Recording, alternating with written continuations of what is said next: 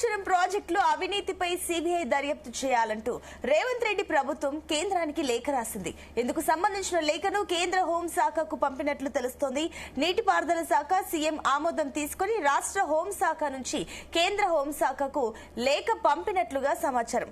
కాళేశ్వరం ప్రాజెక్టులో భాగంగా నిర్మించిన మేడిగడ్డ, అన్నారం, సుందిళ్ల బ్యారేజీల పనుల్లో అవినీతి అక్రమాల్లో ప్రజాధనం భారీగా దుర్వినియోగమైనట్లు వచ్చిన ఆరోపణలపై జస్టిస్ పీసీ ఘోష్ కమిషన్ విచారణ జరిపి జూలై 31న నివేదిక సమర్పించింది. బ్యారేజీల నిర్మాణంలో జరిగిన తప్పులు, అవకతవకలను కమిషన్ వెలుగులోకి తెచ్చింది. అనేక లోపాలు, అక్రమాలను గుర్తించింది.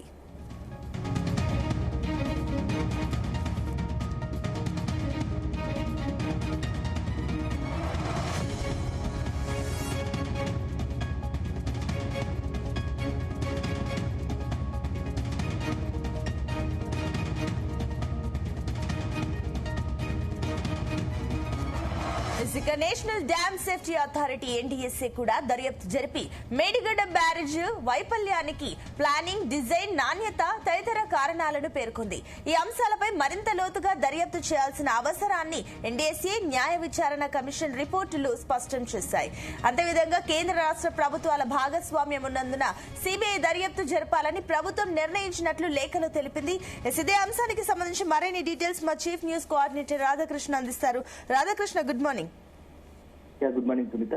ఈ కాళేశ్వరం ప్రాజెక్ట్ సంబంధించి రాష్ట్ర శాసనసభలో చర్చ జరిగిన తర్వాత సిబిఐ ఈ విచారణ కోరిన సంగతి తెలిసిందే. ఈ నేపథ్యంలో ఇక ఆ ప్రాజెక్టు సంబంధించి ఏవైతే అవినీతి ఆరోపణలు వస్తున్నాయో వాటిపైన పూర్తి స్థాయి దర్యాప్తు కోసం రాష్ట్ర ప్రభుత్వం సిబిఐ దర్యాప్తు కోసం కేంద్రానికి లేఖ రాసినట్టుగా తెలుస్తుంది. సో ఇందుకు సంబంధించిన లేఖను కేంద్ర హోంశాఖకు పంపినట్లుగా తెలిసింది. సో నీటిపారుదల శాఖ అధికారులు, మంత్రి ఉత్తమ్ కుమార్ రెడ్డి అనుమతి తర్వాత రాష్ట్ర సీఎం అనుమతి తీసుకొని రాష్ట్ర హోంశాఖ నుంచి కేంద్ర హోంశాఖకు లేఖ పంపినట్లుగా తెలుస్తుంది. సో కాళేశ్వరం ప్రాజెక్టులో భాగంగా నిర్మించినటువంటి మేడిగడ్డ, అన్నారం, సుందిళ్ల బ్యారేజీల్లో పనుల్లో అవినీతి పెద్ద ఎత్తున ప్రజాధనం దుర్వినియోగమైనట్టుగా ఆరోపణలు వచ్చాయి. సో ఈ నేపథ్యంలో పూర్తి స్థాయి దర్యాప్తు చేయాలని చెప్పేసి రాష్ట్ర ప్రభుత్వం భావిస్తుంది. దాంట్లో భాగంగానే ఏదైతే మేడిగడ్డ డ్యామేజ్ బ్యారేజ్ తర్వాత అధికారంలోకి వచ్చినటువంటి కాంగ్రెస్ పార్టీ అసలు కాళేశ్వరం ప్రాజెక్టు సంబంధించి ఏం జరిగింది, కాళేశ్వరం ప్రాజెక్టు సంబంధించి ఎంటైర్ గా ఒక నివేదిక సమర్పించాలని చెప్పేసి రాష్ట్ర ప్రభుత్వం తరఫునే అధికారికంగా ఒక జ్యుడిషియల్ ఎంక్వైరీ చేసిన సంగతి తెలిసిందే.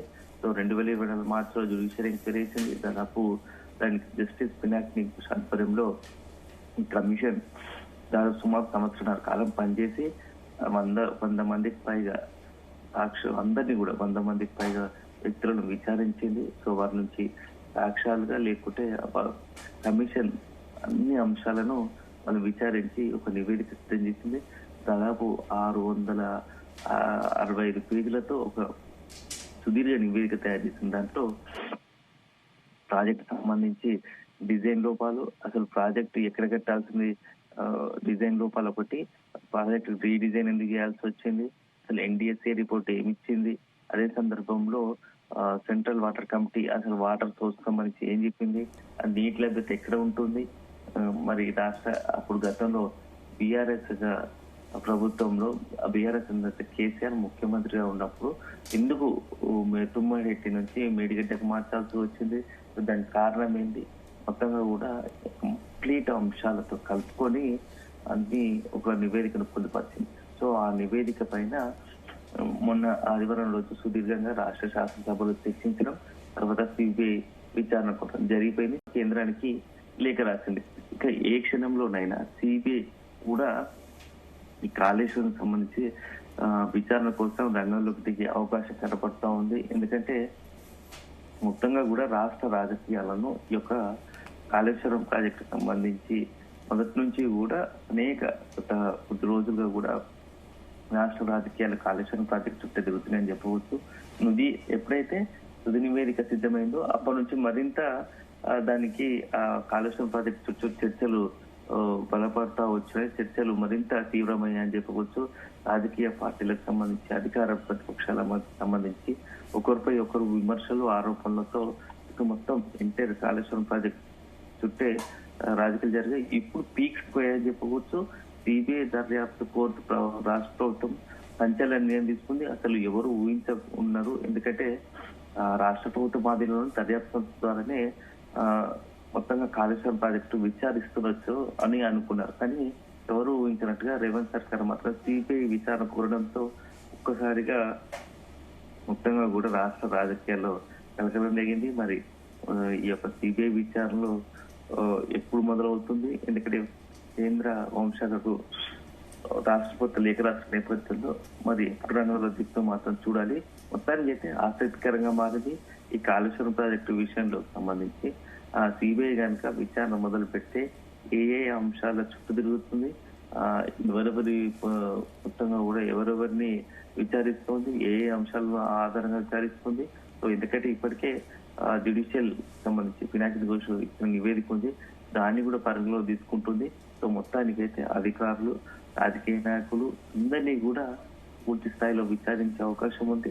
మరి ఈ విచారణలో భాగంగా ఏ అంశాలు బయటకు వస్తాయనేది మాత్రం మనం వేచి చూడాల్సి ఉంటుంది. అదే సందర్భంలో రాజకీయం కూడా ఎలాంటి ప్రకంపనలు రేగుతుందో కూడా ఖచ్చితంగా మనం చూడాల్సి ఉంటుంది.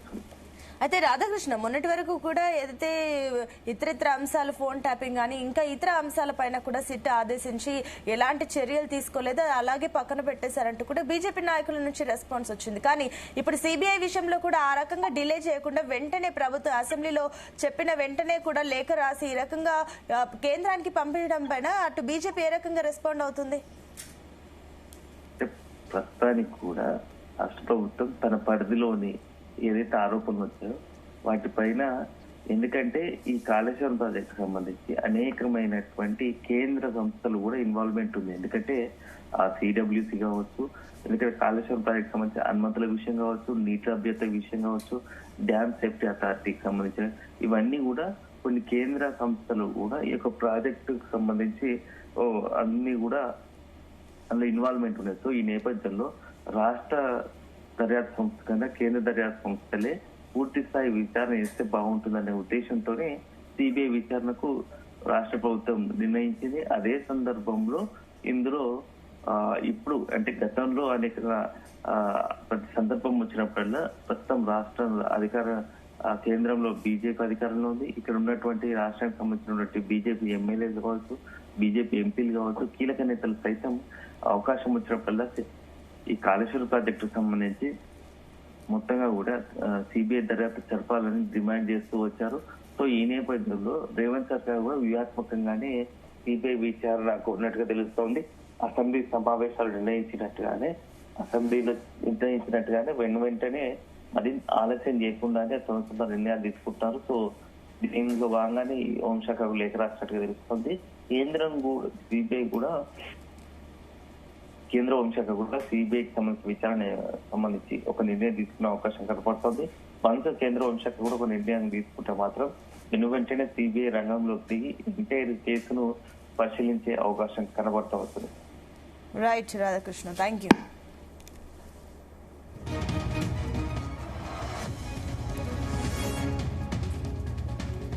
ఇక కాళేశ్వరం ప్రాజెక్టులో అవినీతిపై సిబిఐ దర్యాప్తు చేయాలంటూ రేవంత్ రెడ్డి ప్రభుత్వం కేంద్రానికి లేఖ రాసింది. ఇందుకు సంబంధించిన లేఖను కేంద్ర హోంశాఖకు పంపినట్లు తెలుస్తోంది. నీటిపారుదల శాఖ సీఎం ఆమోదం తీసుకుని రాష్ట్ర హోంశాఖ నుంచి కేంద్ర హోంశాఖకు లేఖ పంపినట్లు సమాచారం. కాళేశ్వరం ప్రాజెక్టులో భాగంగా నిర్మించిన మేడిగడ్డ, అన్నారం, సుందిళ్ల బ్యారేజీల పనుల్లో అవినీతి, అక్రమాల్లో ప్రజాధనం భారీగా దుర్వినియోగమైనట్లు వచ్చిన ఆరోపణలపై జస్టిస్ పిసి ఘోష్ కమిషన్ విచారణ జరిపి జూలై 31న నివేదిక సమర్పించింది. బ్యారేజీల నిర్మాణంలో జరిగిన తప్పులు, అవకతవకలను కమిషన్ వెలుగులోకి తెచ్చింది. అనేక లోపాలు, అక్రమాలను గుర్తించింది. ఇక national dam safety authority NDSA కూడా దర్యాప్తు జరిపి మేడిగడ్డ బ్యారేజ్ వైఫల్యానికి ప్లానింగ్, డిజైన్, నాణ్యత తదితర కారణాలని పేర్కొంది. ఈ అంశాలపై మరింత లోతుగా దర్యాప్తు చేయాల్సిన అవసరాన్ని ఎన్డీఎస్ఏ న్యాయ విచారణ కమిషన్ రిపోర్టులు స్పష్టం చేశాయి. ప్రాజెక్టు నిర్మాణంలో అంతరాష్ట్ర అంశాలు, కేంద్ర రాష్ట్ర ప్రభుత్వాల భాగస్వామ్యం ఉన్నందున సిబిఐ దర్యాప్తు జరపాలని ప్రభుత్వం నిర్ణయించిందంటూ లేఖలో తెలిపింది. మరోపక్క సిబిఐ విచారణకు కేంద్ర హోంశాఖ అంగీకరిస్తే కాళేశ్వరం బ్యారేజీలపై దర్యాప్తు మళ్లీ ప్రారంభమవుతుంది. మేడిగడ్డ బ్యారేజీలో చేసిన పనికి చెల్లించిన బిల్లులు, ఈ మొత్తం అంతిమంగా ఎవరికి ఎంత చేరిందన్న అంశంపై మరింత లోతుగా కమిషన్ సిఫార్సు చేసింది. కాళేశ్వరం ఇరిగేషన్ డెవలప్మెంట్ కార్పొరేషన్ పైన కూడా దర్యాప్తునకు సూచించింది. అన్నారం, సుందిళ్ల నిర్మాణ సంస్థలకు సైతం ఇదే సిఫార్సు చేసింది. ఈ నేపథ్యంలో సిబిఐ రంగంలోకి దిగితే పరిస్థితి ఏ విధంగా ఉంటుందో అన్న ఆందోళన ఇంజనీర్లలో మొదలైంది.